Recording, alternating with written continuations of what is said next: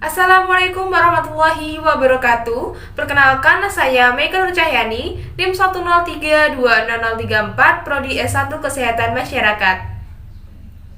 Pada kesempatan kali ini, saya akan mempresentasikan tugas ujian akhir semester mata kuliah penulisan ilmiah yang diampu oleh Ibu Ratna Frenti Nurkalim, SKM MPH. Judul yang saya angkat adalah peran remaja dalam upaya penurunan angka stunting di Indonesia. Latar belakang. Sebelum memasuki latar belakang, saya akan menjelaskan terlebih dahulu warna-warna yang ada dalam teks ini. Warna hijau merupakan kalimat topik, warna kuning merupakan kalimat pendukung, dan warna biru merupakan kalimat kesimpulan. Pada paragraf pertama, kalimat topiknya yaitu stunting adalah kekurangan gizi kronis pada bayi di 1000 hari pertama kehidupan yang berlangsung lama dan menyebabkan terhambatnya perkembangan otak dan tumbuh kembang anak. Kalimat pendukungnya, seorang anak dianggap mengalami stunting jika tinggi badan mereka lebih pendek dari standar usianya. Stunting merupakan bentuk manifestasi lanjut dari angka berat badan lahir rendah yang tinggi dan kurang gizi masa balita serta pencapaian perbaikan pertumbuhan yang kurang sempurna di masa berikutnya.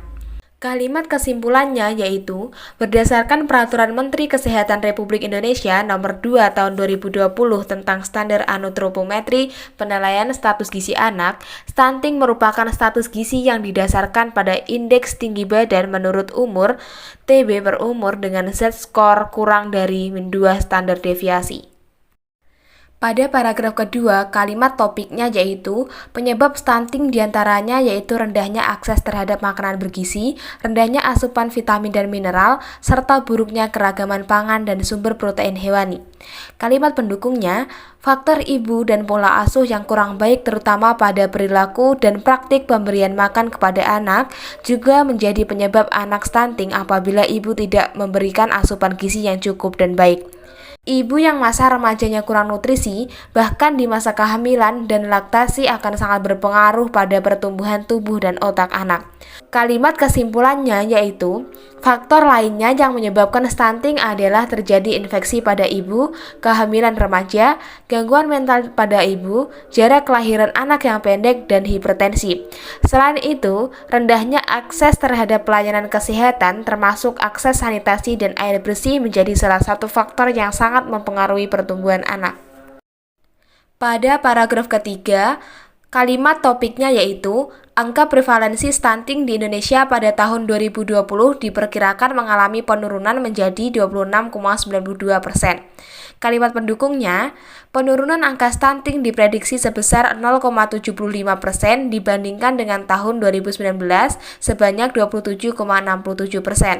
Hal ini menunjukkan kebijakan pemerintah dalam mendorong percepatan penurunan stunting di Indonesia membuahkan hasil yang cukup baik. Karena di tahun sebelumnya, tahun 2018, angka prevalensi stunting masih sebesar 30,8%. Kalimat kesimpulannya yaitu, namun angka tersebut masih dinilai tinggi karena WHO menargetkan angka stunting tidak boleh lebih dari 20%. Pada paragraf keempat, kalimat topiknya yaitu Presiden Republik Indonesia menargetkan angka maksimum stunting menjadi 14% pada tahun 2024.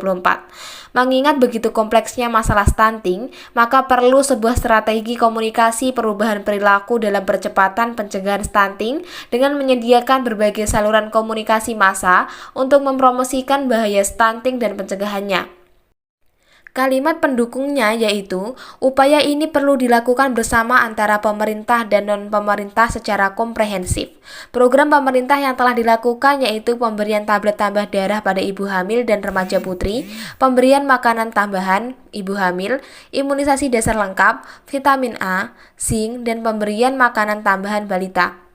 Selain program dari pemerintah, peran serta dari masyarakat terutama remaja sebagai calon orang tua juga sangat diperlukan dalam pencegahan stunting.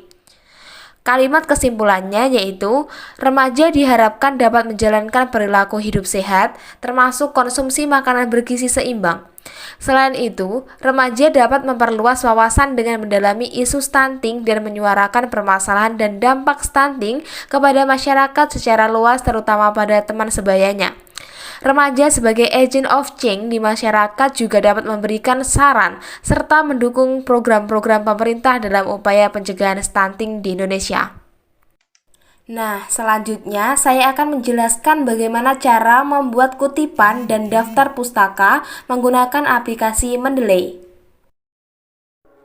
Pertama, siapkan dan jadikan dalam satu folder file jurnal yang akan dibuat daftar pustaka. Kemudian buka aplikasi Mendeley, lalu klik Add dan pilih file yang akan digunakan. Setelah itu, buka Word, klik Reference, klik Insert Citation, kemudian klik Go to Mendeley. Pilih file yang tadi udah dimasukkan, lalu klik Cite. Tunggu sebentar, kutipan akan muncul. Selanjutnya adalah pembuatan kutipan dan daftar pustaka dari web. Pertama, ketik topik yang akan dicari.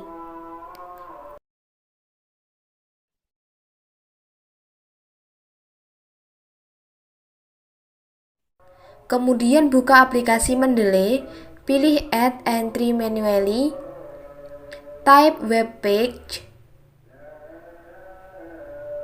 masukkan title,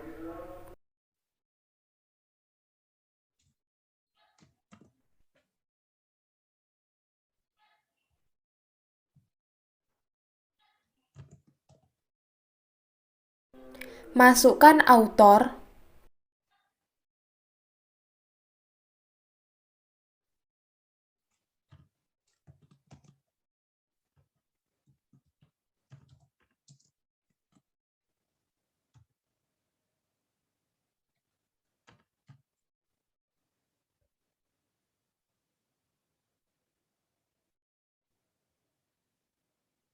kemudian publication,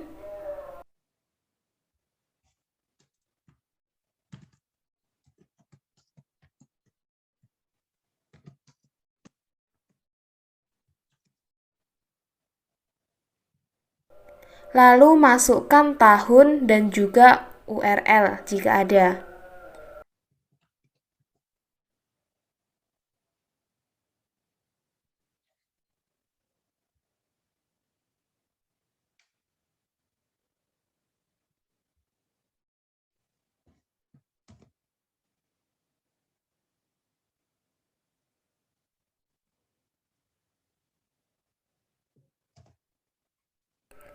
Selanjutnya klik Save. Setelah itu, buka Word kembali. Klik Reference, Insert Citation, kemudian klik Go to Mendeley. Pilih file yang tadi udah dimasukkan, lalu klik Cite. Tunggu sebentar, kutipan akan muncul. Nah, untuk pembuatan daftar pustaka cukup mudah, yaitu dengan klik Reference, kemudian klik Insert Bibliography, daftar pustaka akan otomatis terisi.